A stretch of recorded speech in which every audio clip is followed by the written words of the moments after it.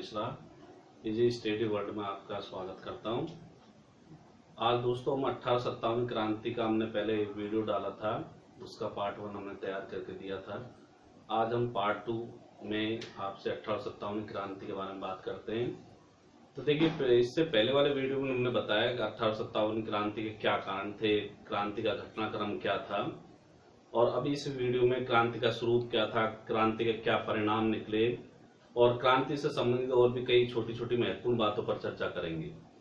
तो देखिए, इस क्रांति की असफलता के कई कारण थे। इस क्रांति की असफलता के कारणों में अगर बात करें तो एक तो इसमें संगठन का अभाव था। संगठन का अभाव का मतलब है कि क्रांति में जैसे आपको बताया कि दिल्ली से बहादुर शाह जफर है, रानी लक्ष्मीबाई झांसी से, कानपुर से नाना साहब तांता टोपे, तो ये अलग अलग क्षेत्रों से अपने अलग अलग जो है उद्देश्य के लिए लड़ रहे थे। इनके बीच में आपस में कोई तालमेल नहीं था। ठीक है, तो एक संगठन का अभाव था। अगर एक देशव्यापी एक बड़ा संगठन होता तो शायद उसकी एक योजना होती और उसके अकॉर्डिंग ये काम हो पाता, लेकिन इसमें एक संगठन का अभाव महसूस किया गया और ये एक बड़ा कारण बना 1857 क्रांति की असफलता का। ठीक है, इसके बाद अगला कारण आता है साधनों की कमी।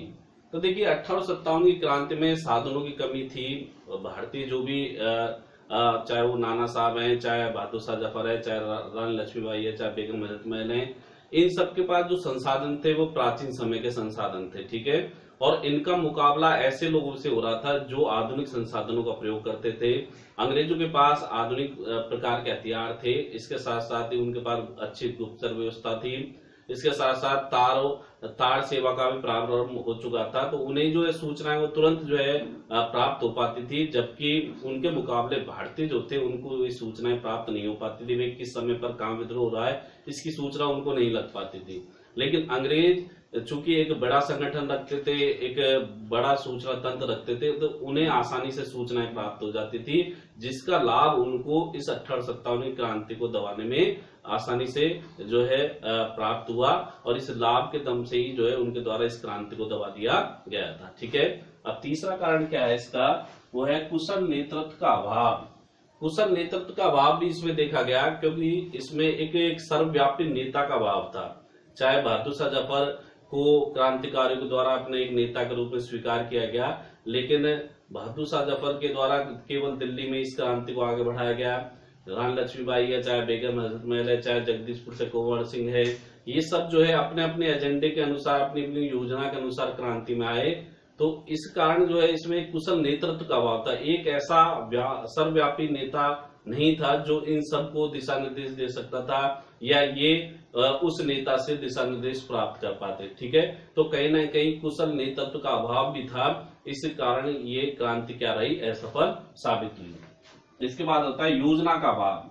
तो देखिए, इस क्रांति में एक योजना का अभाव भी था। इस क्रांति की पूर्व में कोई योजना नहीं बनाई गई थी, ये अकस्मात ही क्रांति हुई। ठीक है, हालांकि कुछ ऐसे एविडेंस प्राप्त होते हैं कि नाना साहब की जो सचिव थे अजीमुल्ला खान, साथ में जो सतारा के एक सचिव थे, सतारा का पदस्थ जो राजा थे उनके सचिव थे रानोजी बापू, ये दोनों ही लंदन में मिले थे और इनके द्वारा क्रांति की एक योजना बनाई गई थी। ठीक है, क्रांति की इस योजना में इनके द्वारा कमल का फूल व रोटी को जो है प्रतीक चिन्ह के रूप में जो है भेजा जा रहा था, और इस क्रांति की डेट इनके द्वारा 31 मई 1857 को डिसाइड की गई थी।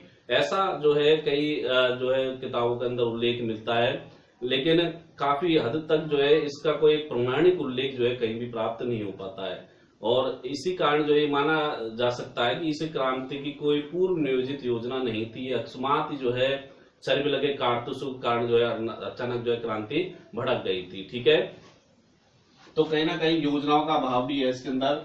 सीमित क्षेत्र भी इस क्रांति की असफलता का कारण बना। क्यों?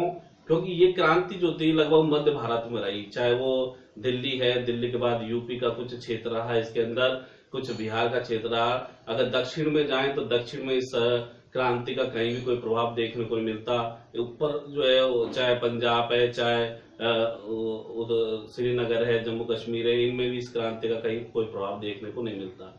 तो कहीं ना कहीं इस क्रांति को व्यापकता प्राप्त नहीं हुई। भारत के ऐसे कई अनेक जो है क्षेत्र थे जो इस क्रांति से अछूते रहे।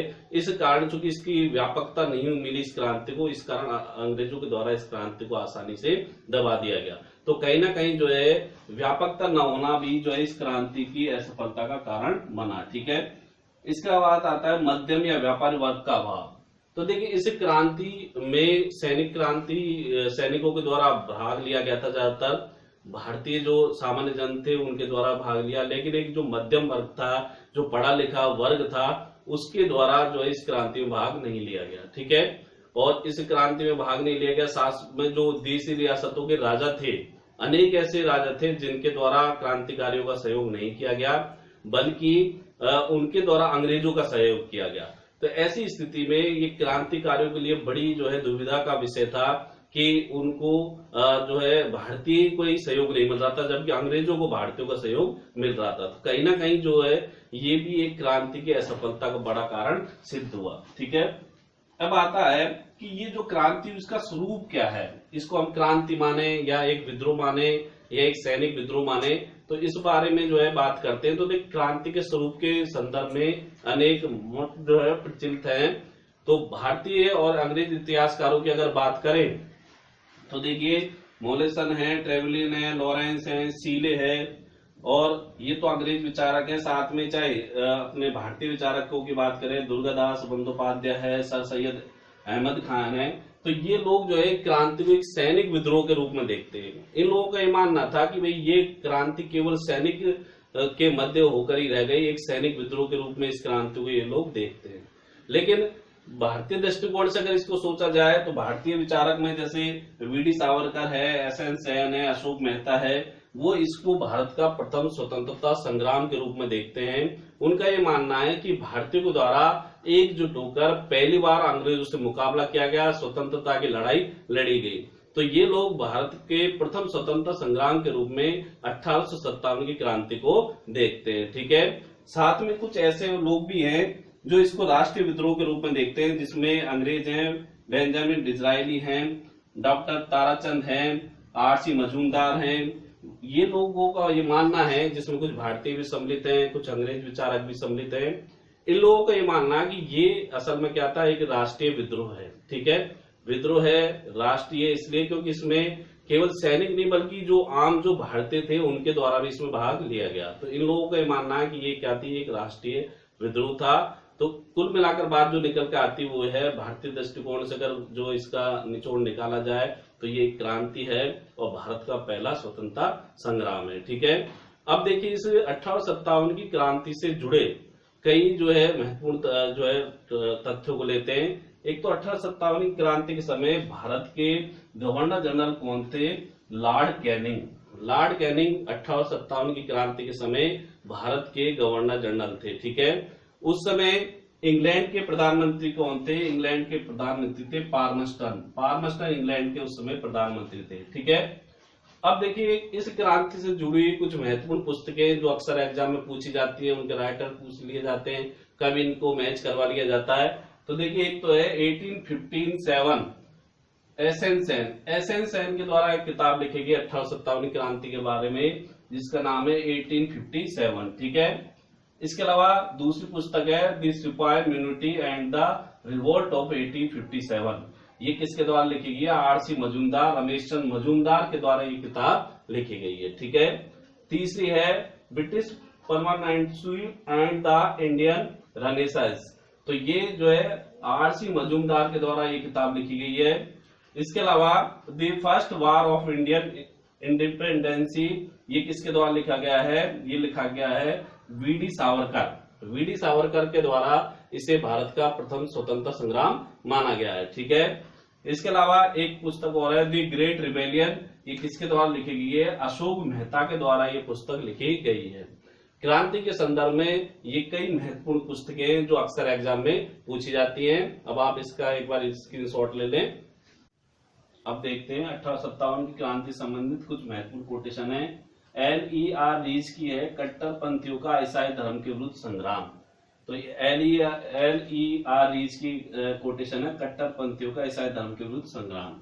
टी.आर. होम्स ने इसको क्या कहा, सभ्यता व बर्बरता के बीच संघर्ष का, सभ्यता व बर्बरता के बीच संघर्ष, ठीक है।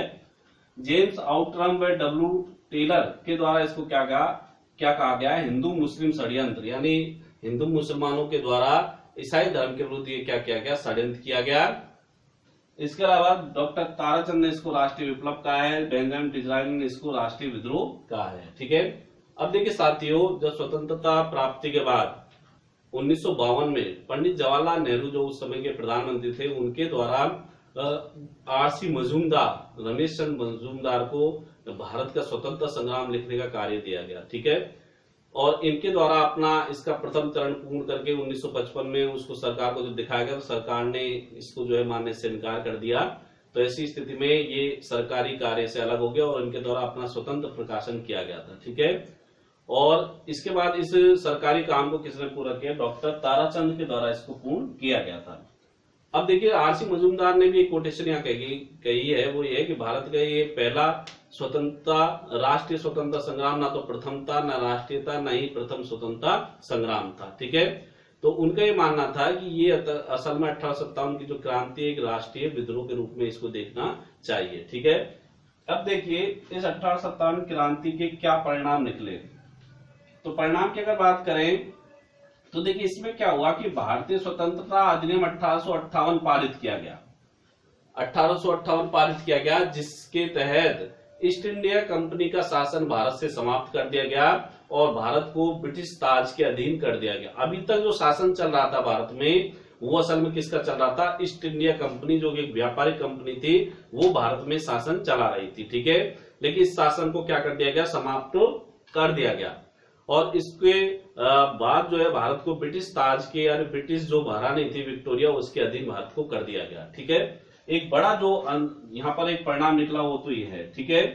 और इसके अलावा बोर्ड ऑफ कंट्रोल और कोर्ट ऑफ डायरेक्टर्स थे, उनको जो पद थे इंग्लैंड में, उनको समाप्त कर दिया गया। उसके स्थान पर एक भारत सचिव का पद जो है बनाया गया, 15 जो इसमें सदस्य रखे गए। तो भारत सचिव यानी भारत सरकार का वहां पर एक पद जो है बनाया गया और वो भारत सरकार कहलाता था वो पद, और ये अपना में इसमें 15 लोग जो है सम्मिलित किए जाते थे। इसके अलावा अब जो गवर्नर जनरल का पद था उसको एक नया नाम दिया गया, उसको क्या कहा गया, वायसराय कहा गया, ठीक है। तो वायसराय कहा गया, और चूंकि लॉर्ड कैनिंग उस समय भारत के गवर्नर जनरल थे, इसलिए लॉर्ड कैनिंग ही भारत के क्या बने, पहले वायसराय बने, ठीक है। अब वायसराय और गवर्नर जनरल एक ही पद था। वायसराय इसलिए दिया गया क्योंकि ये महारानी का क्या होता था, प्रतिनिधि होता था। तो देशी रियासतों से जब ये बात करे तो महारानी के प्रतिनिधि के रूप में बात करेगा, तो ये पद उस समय क्या कहलाएगा, वायसराय कहलाएगा, ठीक है। इसके अलावा देशी रियासतों के संदर्भ में नियम जो है बदल दिए गए। अब जो गोद लेने की प्रथा है उसको स्वीकार कर लिया गया। ये भी कहा गया कि अब किसी भी देशी रियासत को जो अंग्रेज साम्राज्य है उसमें विलय नहीं किया जाएगा, क्योंकि अंग्रेजों को कहीं ना कहीं ये महसूस हो चुका था कि जो देशी राजा हैं उनसे जो है संबंध मधुर रखना है। इस कारण जो है अंग्रेजों ने इसके बाद अपनी नीति में परिवर्तन किया और देशी राजाओं से सभी जो है अधिकार छीन ले गए, लेकिन इनके पद को बना के रखा गया। और यही कारण है कि पूरे 1857 की क्रांति के बाद 1947 तक के जो स्वतंत्रता संग्राम का इतिहास पढ़ते हैं उसमें भारतीय राजाओं की भूमिका हमको नजर नहीं आती है, क्योंकि ये भारतीय जो राजा का जो वर्ग था वो ऐसा ऐश करने वाला वर्ग जो है अंग्रेजों के द्वारा बना दिया गया, और वो वर्ग केवल जो है ऐश करने का काम करता था, उसका भारतीय स्वतंत्रता संग्राम से कोई लेन देना नहीं रहा, ठीक है। इसके अलावा इसमें एक पील कमीशन की रिपोर्ट को भी जो है लागू किया गया। पील कमीशन की रिपोर्ट में क्या था कि इसमें ये डिसाइड किया गया कि किसी छावनी में भारतीय और अंग्रेज सैनिकों का रेशो क्या रहे। तो ये पील कमीशन ने अपनी रिपोर्ट प्रस्तुत की, उसमें ये बताया कि बंगाल में जो छावनी है उसमें इतने भारतीय और इतने अंग्रेज सैनिक होना चाहिए, मद्रास में इस प्रकार की व्यवस्था होनी चाहिए, लाहौर में इस तरह की व्यवस्था होनी चाहिए। तो पील कमीशन की रिपोर्ट के आधार पर ही क्या किया गया कि सैनिक व्यवस्था स्थापित करने का कार्य किया गया। ये सारे जो बताई गई बातें ये असल में नवंबर 1858 में एक महारानी की घोषणा के अधीन थी, ठीक है। महारानी की घोषणा की गई थी इलाहाबाद में। इलाहाबाद में भारत के जो गवर्नर जनरल थे लॉर्ड कैनिंग। तो तो लॉर्ड कैनिंग के द्वारा इलाहाबाद में घोषणा की गई, जिसको महारानी की घोषणा के नाम से जाना जाता है। उस घोषणा में इन सब बातों को जो है बताया गया, तो ये महारानी की घोषणा के नाम से जाना जाता है। नवंबर 1858 में घोषणा की गई थी और इसे महारानी की घोषणा कहा जाता है। ठीक है, ये तो थे अंग्रेजों के दृष्टिकोण से परिणाम की बात। अब बात आती है कि भारतीय दृष्टिकोण से इस क्रांति का क्या परिणाम निकला। तो भारतीय दृष्टिकोण से अगर इस क्रांति के परिणाम की अगर बात करें तो देखिए, भारत का प्रथम स्वतंत्र संग्राम के रूप में इसे देखा गया और कहीं ना कहीं इसने भारत में जागरूकता लाने का कार्य किया। ठीक है, तो भारतीय दृष्टिकोण से भी इस क्रांति के कई परिणाम निकले। एक मध्यम वर्ग था, उसमें भी कहीं ना कहीं जागरूकता आई, निम्न वर्ग है उसके अंदर भी जागरूकता आई।